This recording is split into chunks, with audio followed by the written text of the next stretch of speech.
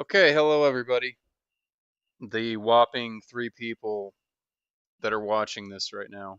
Um, we're going to be talking about uh, a criminally underrated movie from the early 2010s. It's called Bellamy, and it's an adaptation of a 19th century novel. There's actually many adaptations of the story in film and television. It's I rewatched this pretty recently, and it was probably like my third viewing, if I recall correctly. Assuming that the movie is new to you, entirely. So let's just start with the basics, like your initial visceral reaction to the whole thing. Yeah, well, this is my first time watching it. Um, as of just a couple hours ago, I finished it, and I'm still kind of digesting it. I'm still processing it.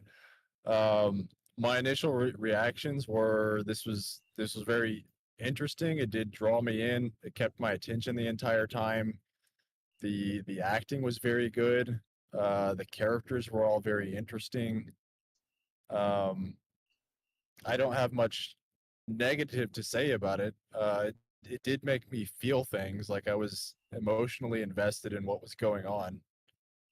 Um, but yeah, I mean, overall, I'm still kind of processing it a little bit, and I was curious on why you chose this film and what exactly you wanted to talk about in regards with it.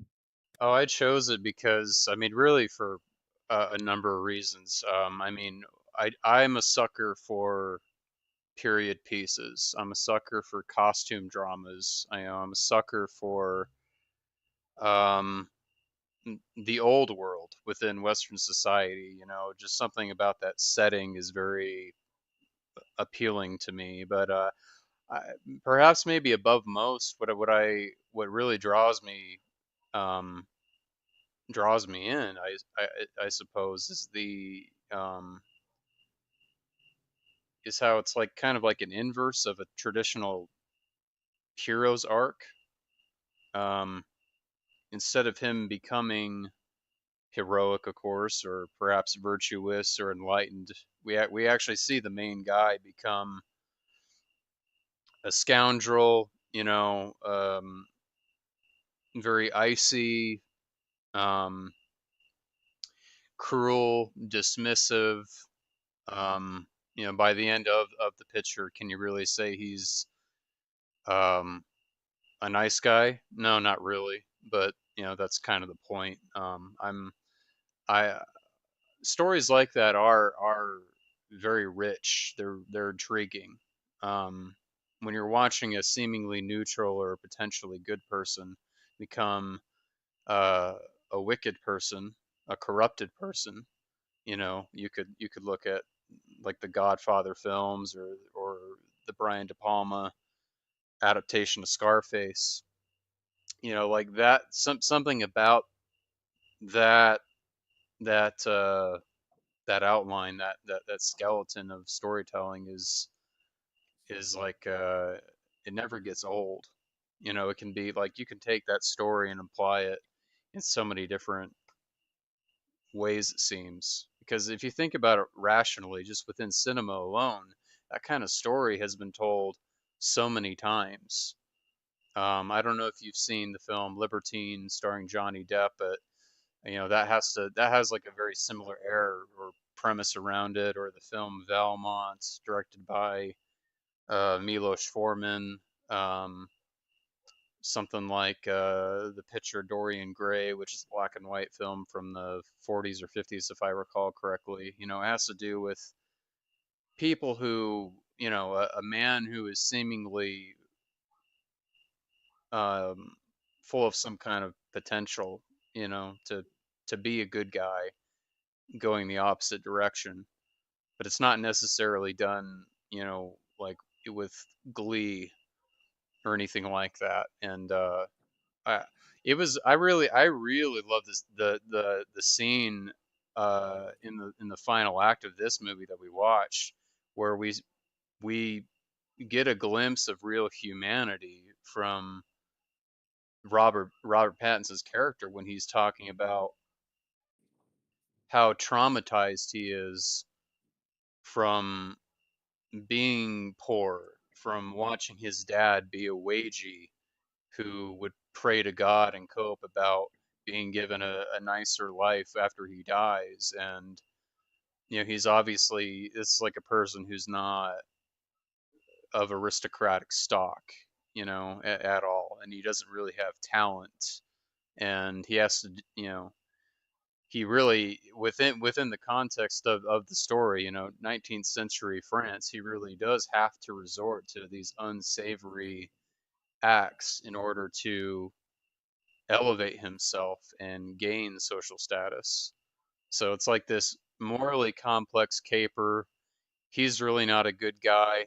The two Foyds, the illustrious ones, they're really not good people either, in my view. But the the girl that he actually seemed to care for and truly like, when he apologized to her, she's of the three that he sleeps with, um, she's to me she was the most likable. She was the most down to earth. She seemed the least shallow and superficial. And Well, he actually slept with four, but well, yeah, yeah, if but you include the right, prostitute, yeah, that but is yeah, true. that's a Yeah, lot to it's a lot to respond to. But the yeah, in regards to period pieces, I really do like period pieces as well. That is something that immediately made me interested in getting invested in the story and the world. Um, you call this old world, and yeah, I get what you mean by that. Like this is the late 1800s. yeah. Um, but yeah, to me there was something about it that was like it's depicting these like conniving, evil so-called elites that are they're just out for themselves, they're just out for money. These people, in my mind, these people don't represent like an old European nobility. Uh, I kind of see the nobility as having been killed off by this point in history, and these are kind of the materialistic money grubbers who are rushing in to take power in their absence. Like this is post French Revolution. They've already killed off their old nobility who might have had higher ideals outside of just gaining material wealth and seeming social status.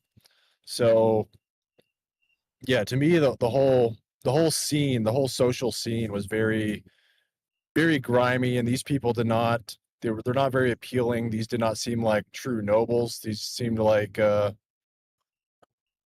middle class Americans, like stuck in costumes in France in 1890. Um, yeah, so There's a reason for that, by the way. Um, that's actually that is some faithfulness to the source material, which I actually am really itching to read that book because um, it sounds like it deals with subjects that are fairly thought provoking. So like if there's a well narrated audio version, I'd actually be willing to listen to that. But the author, yeah, I was kind of thinking the same thing. It did really make me interested in visiting the book as well. yeah, the author Uh, depicts these people the way he does, like for a reason apparently. Like he was a fairly jaded, cynical person. And when Bellamy was published, he was actually away from home. He was in Italy or something on holiday, and he came back to um, all these newspaper clippings or whatever, where the critical response was very negative. That like um, they did not care for his use of realism. Even though it was like a fictional novel, like he still wanted to address things within French society at the time that he thought were were problematic. Um, I I jotted some things down. Yeah, his name is Maupassant. And when he was writing this story, he was taking direct aim at the corruption of the press within France at the time, and the new wave of like a marriage market that um, had to do with the Third Republic. Um, and I think they say that he publicly responded to the critics, and he was not apologetic. Um, and there's some kind of a there's an article that's actually free to read online. You know, it's all in French, unfortunately, so I have no idea what the nitty gritty is there from the man himself. But um, I that just kind of no, finding these things out, it does make me more appreciative than I already was. Like I already thought that it was a rich story. I already it was already a really handsomely mounted little movie, great casting, um, and all that stuff. But Yeah, the the story was very tight. And you mentioned the inverted character, inverted heroes arc. Um, yeah, that worked really well. I didn't really see him as appealing in the beginning either, though, because he came off as a very dark character from the get go. Like his motivations were not very good. Um, the whole like he's upset about his father being a peasant and having to work. Like it really he really does have like an attitude problem. But yeah, it seemed like his motivations were just coming from this greed and envy of his supposed superiors. And to me, the only likable character, like he wasn't a likable character from the beginning, and yes, he was even less likable at the end of the film. But the only likable character to me was the Cotilde character, his girlfriend that he actually liked and who liked him back. And she asked him, "Isn't it enough just to have someone love you?" And I'm guessing his father may have understood that better than he did, given whatever lot in life his father had accepted. But yeah, it seemed like his motivations were just bad from the get go. He was a villain in the beginning of the film and an even less likable villain by the end of it. You think he was a villain? I mean, damn.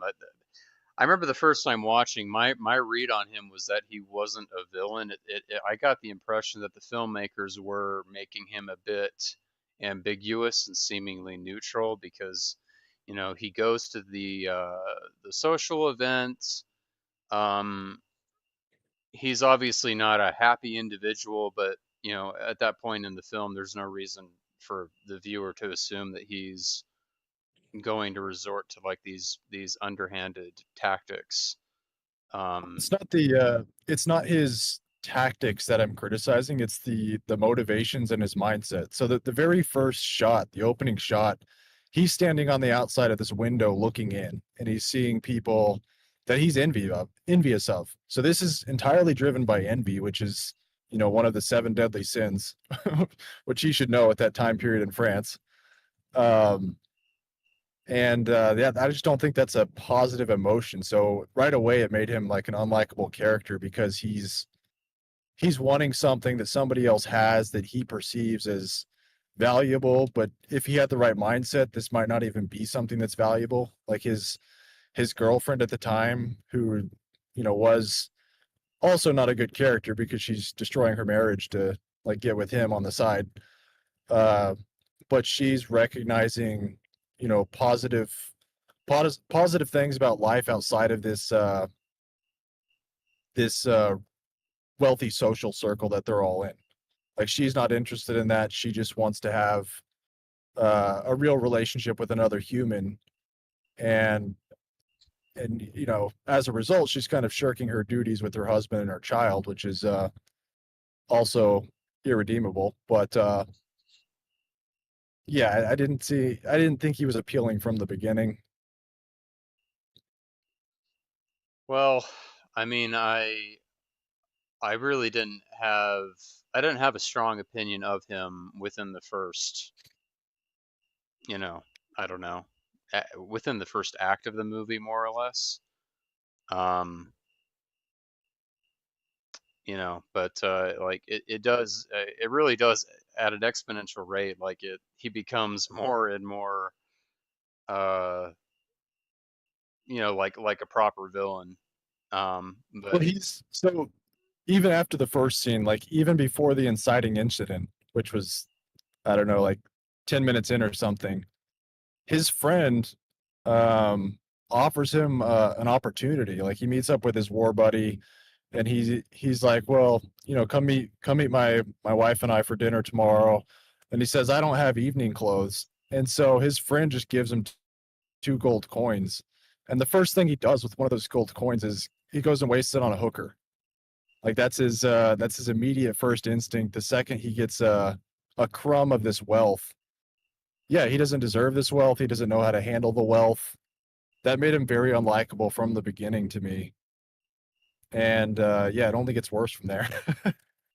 yeah, well, yeah, naturally, yeah, the story has to go somewhere, and the stakes have to be heightened in some way. But yeah, I was not really soured on the character watching him do those things. I saw it as he's just a low status, unlucky, um, jaded, impulsive person.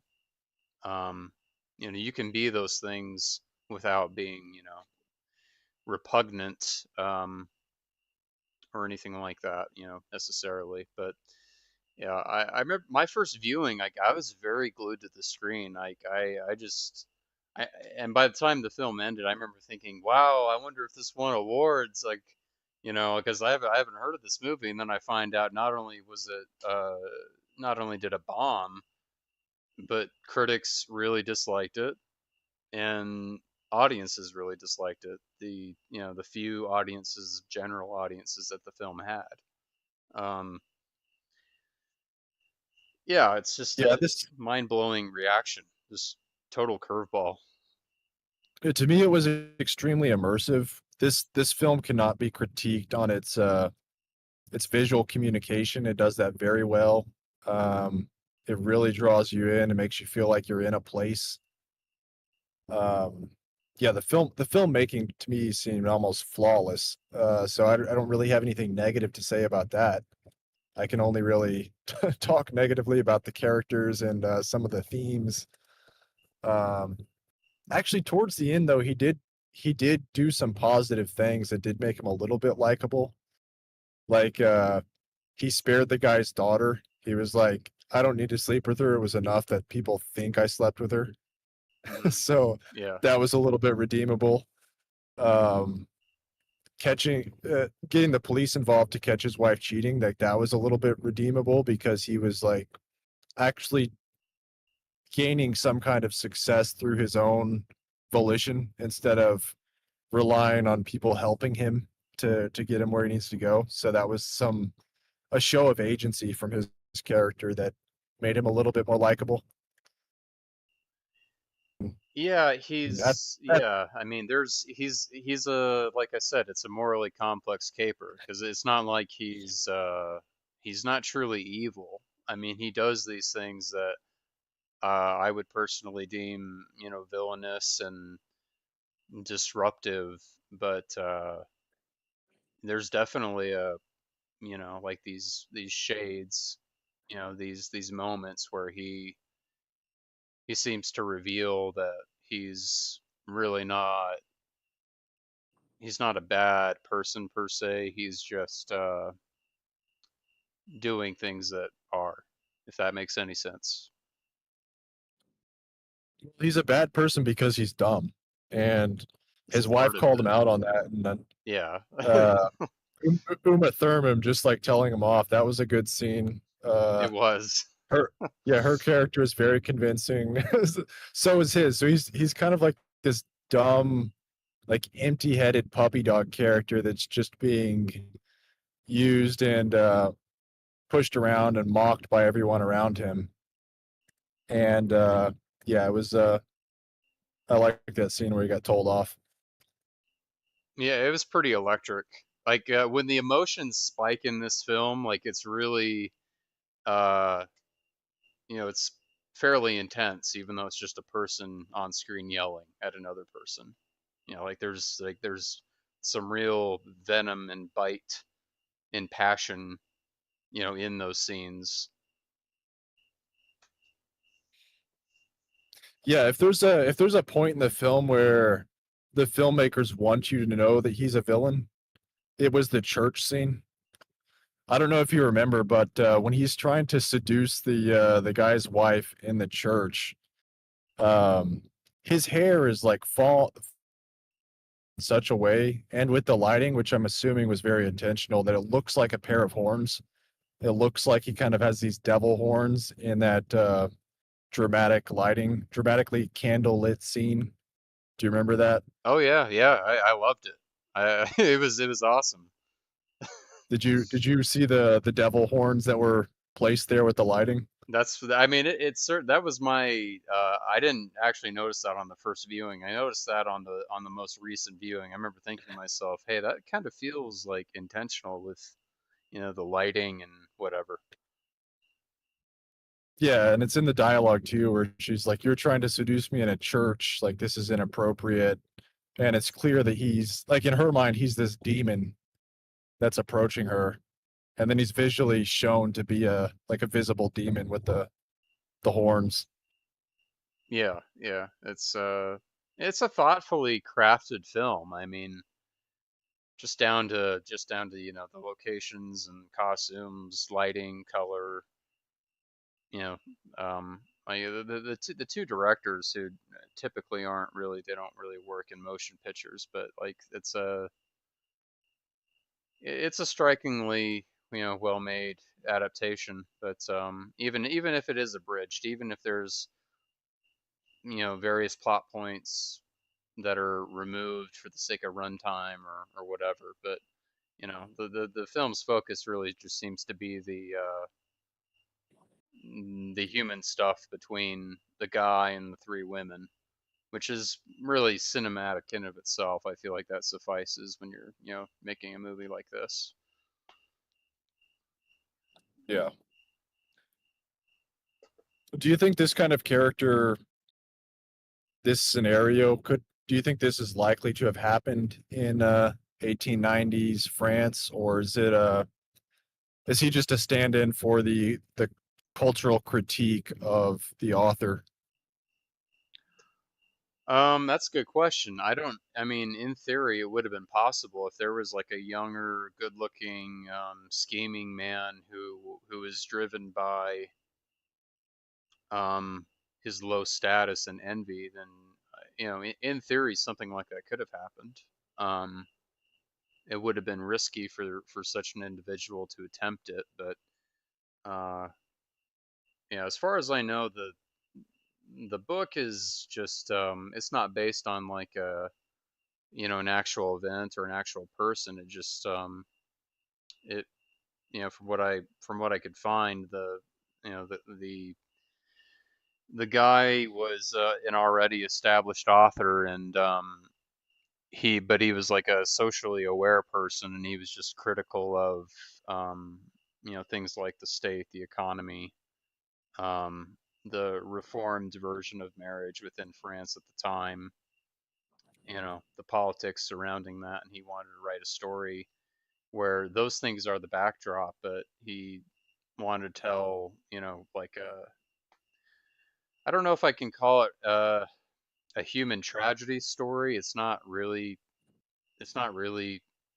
that. I can't call it tragedy. It's just more like the upside down version of a hero's arc. That's the best way I can explain it. Yeah, yeah. He to me it seemed like the scenario and the characters were a little bit unrealistic, um, and they were just kind of puppet stand-ins for the author to make his cultural critique. That was the impression I got. Obviously, there was nothing in there that defied the laws of physics. Like there could be an attractive man who just like sleeps with everyone to work his way up this corrupt social hierarchy. In theory, that could happen, but it Hmm. felt like the characters are, especially the main character, was a little bit cardboard and a little bit of a tool just to get the cultural message across that he was uh, apparently very passionate about, despite the critics of the time against his book. That's a fair. Yeah, I mean, sure. If you wanna call the main character in the film a seemingly kind of like a one-dimensional archetype, archetypal exercise, like, yeah, I mean, I understand that completely. The story, it does have like a bit of an air of maybe fantasy around it, just because of the characters and that sort of thing. But there's also like that there's an edge of realism and and danger to the world that they're in that feels very very grounded. But yeah, I mean, I'm surprised that even now at this point in time, as this film ages, like it hasn't garnered a cult following. It hasn't garnered any critical, reappraisal. Plenty of films will get reappraised at some point after they come out. But I mean, it looks like this is just going to stay where it's at. It's gonna be seen as a whiff, a miss. It's gonna stay within the dustbin,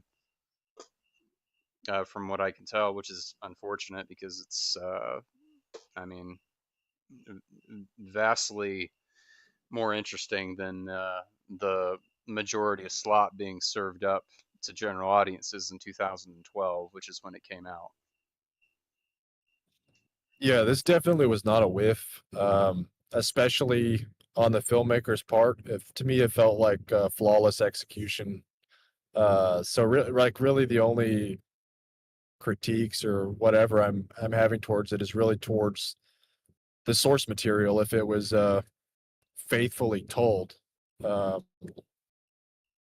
yeah, to me, it seems like the filmmakers did an excellent job. So, not a whiff. Oh, yeah, far from it. Far from it. If like if I had to put together like a list very quickly of,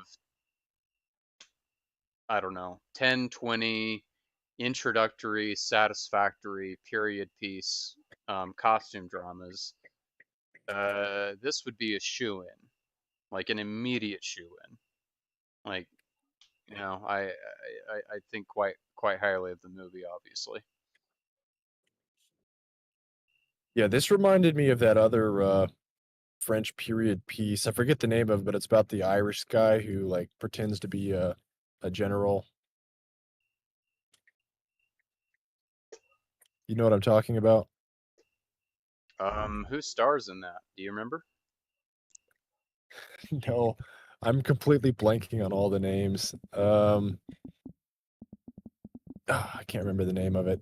It's a longer film and it's a period piece about this Irishman who he travels to mainland Europe and he's serving in the military but ends up like taking the uniform and identity of a higher ranking officer so that he can move up socially. Oh, right, right. I totally forgot. Right, yeah, it's a Stanley Kubrick film. You're talking about Barry Lyndon, right? Yes, yes, Barry Lyndon. Yeah, Yeah, I need to it reminded rewatch me of that. that. Yeah, that is a great film. Holy smokes. Um, I have a Blu-ray copy of that sitting in storage somewhere.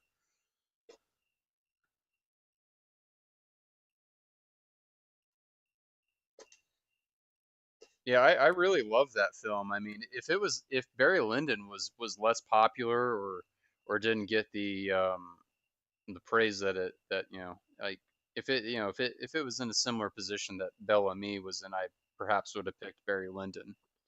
I think that's a better film overall than Bellamy. Um, but I didn't want to talk about Barry Lyndon just because it's already lauded. It's a celebrated film, and I'm more interested in talking about stuff that hasn't had its time in the sun, so to speak. Yeah. Yeah, so I don't know what else there is to say about this. Yeah, my critique is I didn't like the character from the get-go. I felt like he was motivated by uh greed and envy, and he wasn't a likable person. And I didn't like, I mean, I guess this is part of the source material, but the depiction of the elites of the time to be these very materialistic, the kind of pathetic people who didn't have higher ideals, and the only likable thing characters in the film were people who did have higher ideals and were kind of striving for those, even though almost everybody in this all the characters in this film were despicable in their own ways. Ultimately, when you look at the bigger picture and what these people are doing, they're none of them are truly like virtuous, particularly likable. Yeah, but there's certainly a hierarchy, amongst the cast, the characters of who's really the most despicable. But um, yeah, I'm pretty regularly drawn to stuff like that. Like it's fascinating when storytellers try to work within those boundaries, where there's a lack of an overt good guy or like a typical protagonist. Um, and it's interesting how in this story, like at least from my perspective, by the end of the movie, the character I really cared for the most really was the girl that he ultimately liked and apologized to. And she was there at the chapel or whatever, and there's that we the cameras, they have that dolly shot going, and she's standing there on the fringe of the crowd, and she looks um more or less happy for him, perhaps a little sad, um but it's I like I was not expecting to land there like the first time I saw this. Like going in blind on the first viewing, I was thinking, hey, this guy may what if he attains something meaningful within society, and he does something bold and grand with it, and he repairs himself and he repairs society. Wow, I mean, wouldn't that be interesting? I wonder where the story is going, but it's I do appreciate and I do enjoy being surprised or being um, seemingly dumbfounded in a sense. Seeing where things land in the final act and where the characters are by the time the story ends. Like I by the by that final shot, where it's a portrait of him walking outside and his face is illuminated by the natural light. By that time, I just saw him as a truly corrupted person. Even if he had privately revealed, some of his motivations and like, the some of his humanity to the girl that he actually liked. Um, that did soften him a bit, but at that point in time, like he was an irredeemable person, really. I mean, there was no going back from it, and Yeah, it was he didn't really feel remorse for what he did. He simply looked back on like his father and his his own shitty upbringing and low status. He saw that as something so terrible that it became justified in his mind to do what he did. yeah, the ending is very it's very kind of dry and dark and like there's not like this uplifting beat at the end or even like a harsh something really awful happens. It's just kind of yeah, he's an empty shell now. like Uh-huh. that's all there is. And then Yeah. the yeah, with his the girl that he actually liked, Catilde, um it wouldn't have worked for what they were trying to do and the ending that they were planning, but I kind of found myself wanting him to reveal more of his humanity with her and like come up with some kind of scheme like, well, I'm just going to marry her for the 30 million francs and then I'll dump her and we'll run away together. Like that's kind of the vibe, the direction I thought they were going to go. And they kind of rug pulled his humanity at the end and nope, he's just an empty shell and that's it. Yeah, which I mean that is a bold choice to make. Like I mean it felt very fitting, given what had happened, across the runtime, even with him uh for a moment, looking and sounding like a very sympathetic character. Uh, it seems like he's just become like I said, irredeemable. Like he's reached a point of no return. You know, he communicates pretty clearly that he liked the time that he spent with her, and in some semblance he did like her, cared for her, at least in the past. But at that point in time, it seems that he had just departed from it. He cared more about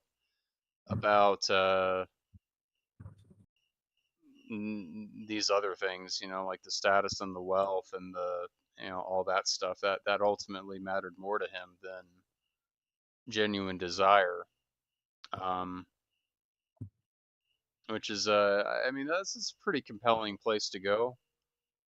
I remember I was not expecting that the first time I watched this film. Like I was like that was a damn near like jaw dropping sort of way to end things. Yeah, I wasn't expecting it either. Given only the on-screen opportunities he had and decisions he could have made, um, I think his best bet would have been to he should have just gone all in on the Cotilde girl, and they should have plotted to kill her husband, and he can just adopt her daughter as a stepdaughter. They should have scammed the guy he hates and dumped his daughter to get back at him and ran away to another country with the 30 million francs. Then he would have been like kind of likable at that point. But yeah, they didn't do that. No such no such relief. Yeah, right. I mean, at some point in the story, the character could have become, I suppose, like an anti-hero, like a guy who's, doing like these immoral things, but it's really like it's for a good purpose, like a genuinely good purpose, or something virtuous. But um, I remember that was like that was floating around in my mind on the first viewing. I was thinking, well, hey, he has an opportunity to drop these other two Floyds, get what he wants out of the arrangement, but he could still run off with Christina Ricci's character. If that's what he truly wanted. And Well, see, when you he made the first. wrong decision there because what he should have done is realize these socialites, these are not my people. Like I don't fit in here. I will never fit in here. It's been repeatedly demonstrated to me by my ex-wife and various other people that I'm a retard. I don't know what I'm doing in these social situations. I should be like my father and go be a peasant, or just scam this guy that I hate, run away with the millions, and take the hot girl. Like that's the conclusion he should have come to, and instead he actually became one of them. He became one of these middle class, like uh, empty shell of a person for like one upping one of these other people just a little bit. And like that's enough for him. So yeah, I just Mhm. think his his character made the wrong decision. I mean, from my view, yeah, he did make the wrong decision, but that's what made it. That's what I mean. That's what makes it such a compelling story. That's what made it. That's what made it so powerful and emotional to me. Um, I'm curious as to what's in the novel. I am not a reader these days, but if I can find a narrated, unabridged, accurate version, I will listen to that stuff because I'm curious to see what the guy who thought of this, these ingredients, these characters, these building blocks, like what I want to. I'm willing to hear straight from the horse's mouth. Um, his version, the truly original iteration of the story. Um, that does bring me to something like another really incredible thing about films is how it does serve as a bridge to great literature from what I call the old world, 19th century Europe or the United States. I mean, many, many films people don't realize are actually adaptations from novels or short stories. Like there's a huge, huge number of these things. Um, I I think that seems to be a very productive relationship between two mediums, especially at this point in time. Like nobody's really willing to sit down and read a fucking novel by Maupassant for fuck's sake. But people are willing to sit down for 90 minutes, 100 minutes, and perhaps watch something like Bellamy if they were bored and they were on the airplane, or they're over at their friend's house, or the guy has a girlfriend and she's into chick flicks, and then she reads the plot synopsis of this film and says, "Ooh, that sounds interesting. That sounds cute." Like I see this as a very good thing. Where do you stand on that? The relationship between films and literature, yeah, I think it's great. Like adaptations are very interesting. They kind of work as trailers for the books, almost like a 2 hour trailer for the 10 hour novel. Yeah, that's an apt way to describe it. Sure. Um, I mean, in the end, I'm still going to be a movie guy. I'm still going to prefer that. But um, I mean, a skilled storyteller is a skilled storyteller. No matter the venue. Like I do really enjoy some Hemingway. It's too bad that his work it hasn't been adapted by some serious auteurs. In particular, I see that as a missed opportunity.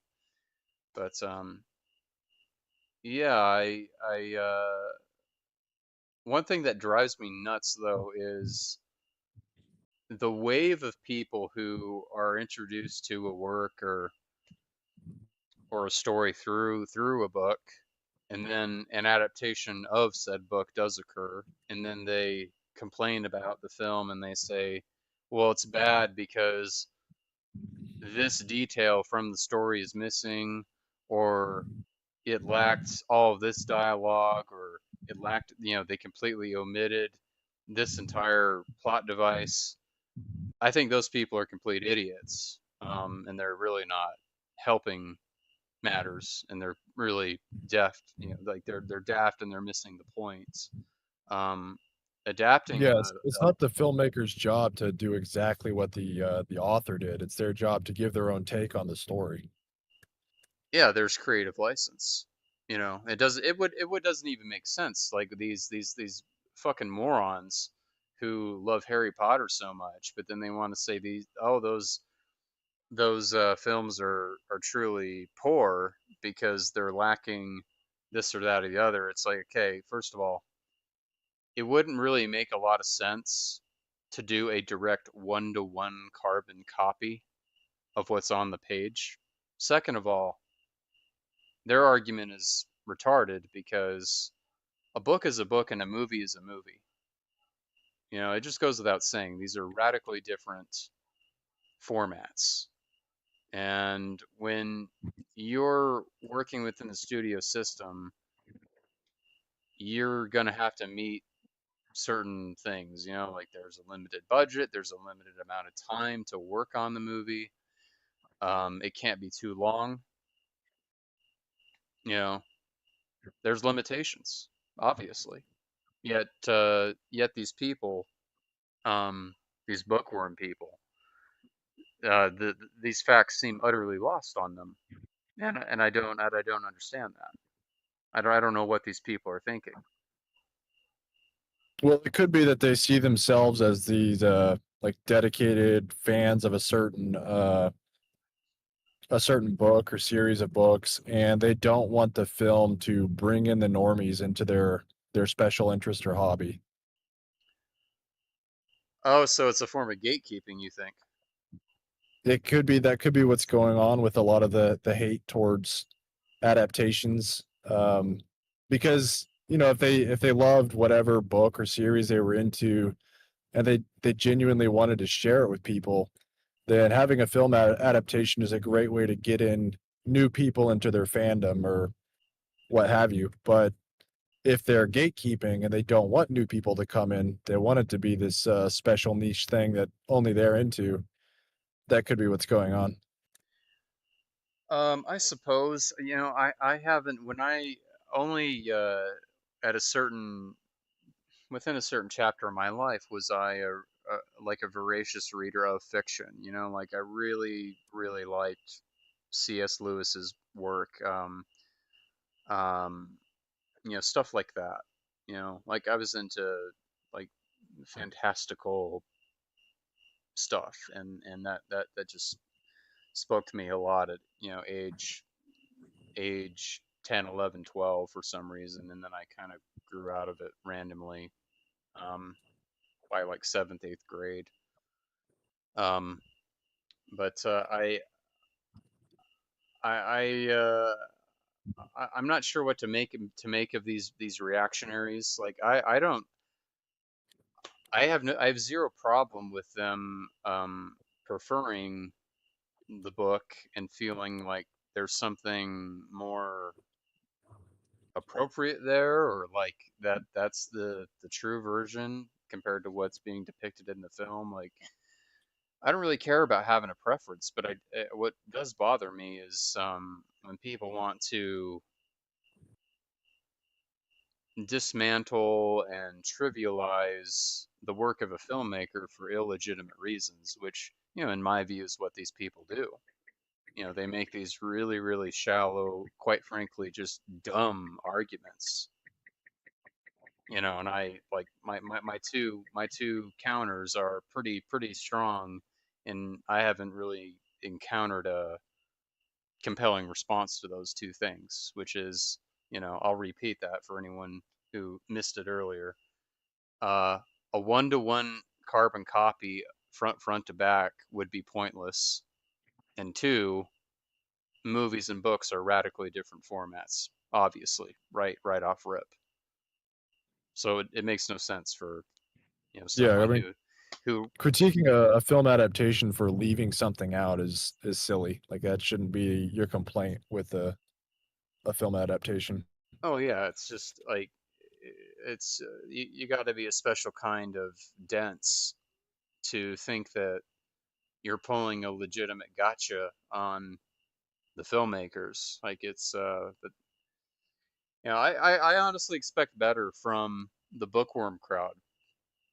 I would assume that they in general have pretty decent levels of arts literacy, but I seemingly they really don't. Like if they can't grasp what's going on when filmmakers adapt stuff from novels or short stories, like then okay, then you're totally lost, Bucko. Like it's beyond repair at that point. Just go back to reading your books and just stay there if that's what you prefer and what makes you happy. So this is kind of random, but it's something that I noticed, and it might be grasping at straws or kind of schizo. But throughout the film, I think they were reusing footage. If not, then they were just showing a similar shot over and over again, though.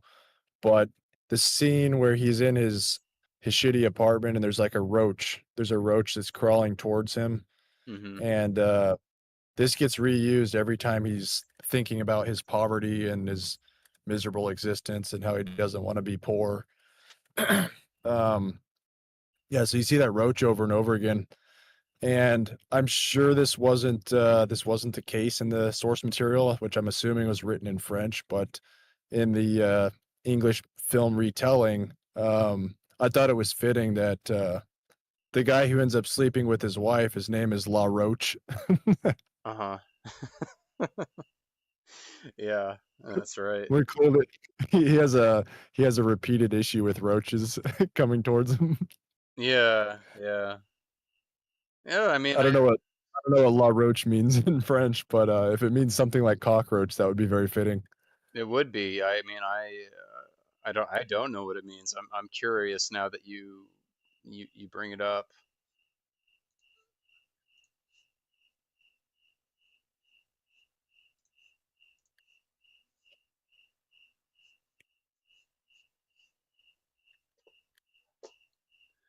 Well, I don't know what else we can really talk about now. I mean, it's a really I don't want to I can't call it like a bare bones sort of story.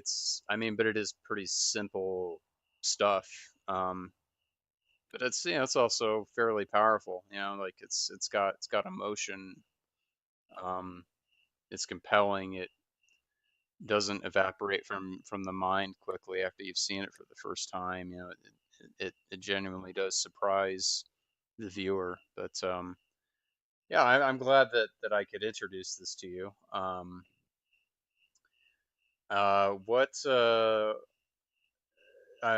What title's next, or have you still need time to figure that out? Yeah, I haven't decided. I still need time to figure it out. Okay. But yeah, yeah, I do appreciate you introducing this one to me. It is interesting, and I would probably have more to say about it after a second viewing. This is the first time I've seen it, so haven't fully digested it, and there's probably things that I missed.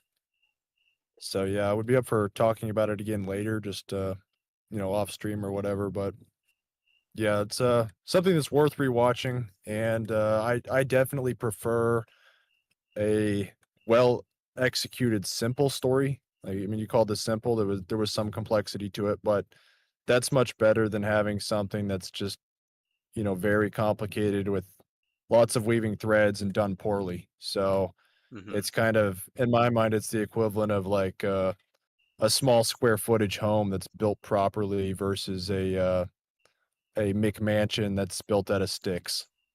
Like it's better just have a something simple done right. Yeah, that's a very good analogy. Um, yeah, I would like over the course of the medium of cinema itself, it seems like um, the vast majority of filmmakers do excel when they simplify things, and they make things very tightly wound and focused. Um, no matter the genre. Like I mean, really, so like the best ones to ever do it. I mean, Robert Bresson, Carl Theodor Dreyer, Akira Kurosawa, um, Von Trier. I mean, they their stuff isn't it's not hard to follow by any means. And like watching their stuff, it's not really all that ostentatious. I mean, so much of their work takes place in seemingly mundane, settings and all that stuff. But really, all this is just testament to how skilled and full of vision they are.